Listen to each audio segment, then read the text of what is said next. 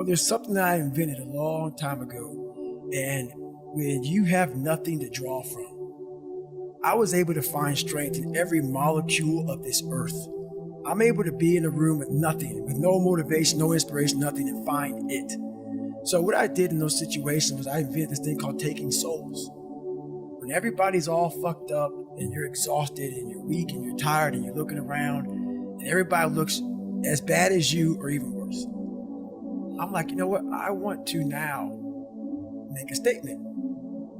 It's the perfect time to make a statement. To make a statement to let you know where your life ends and mine begins.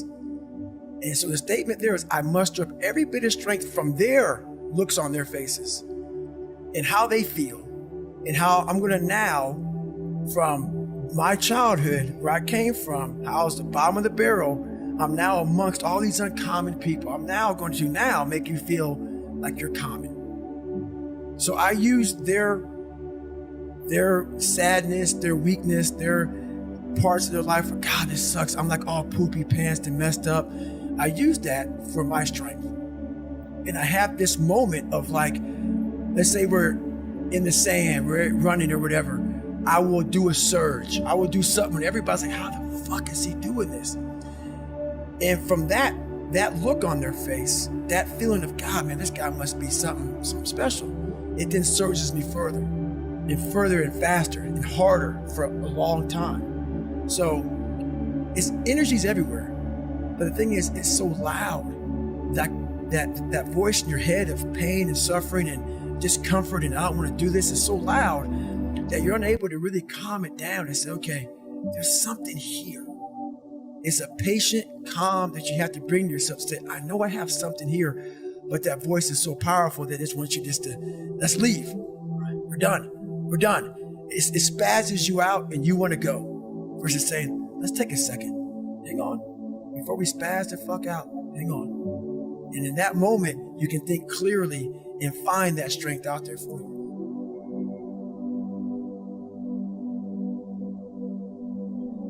A lot of us don't know of a whole nother world that exists. It's on the other side of suffering. Once you break these barriers that you have made for yourself, like the mind is the most powerful thing in the world. It is so amazing that I used to be a 300-pound guy and I thought that was it. Could barely read, could do anything. And now, that what was inside that person was this guy that's in front of you today. That's how scary the mind is. And that's what I started realizing through this journey, is that once I got a taste of, wow, man, I haven't even cracked. I haven't even begun to crack what the mind is capable of. Then I started realizing is on the other end of suffering, that's the real growth of life. Because you realize how the mind processes shit. And I talk about another thing called theory and practice. A lot of people are theorists. These smart guys that read these fucking books and shit, man, they sit down and tell you what the mind is supposed to do. And a lot of us listen to that shit. It becomes like, this is it, man. This old man who has been studying the mind forever, this is the cap that we have. By being a practitioner, I went out and realized a lot of these guys are so wrong, man. The mind has capabilities that are so unknown, and I found that through suffering. And there's a whole nother world on the other end of that. I realized at a young age how to change myself was through discipline. In the military, didn't teach me that. It was something I realized I had zero discipline, zero self-discipline. And I realized I have to start developing this.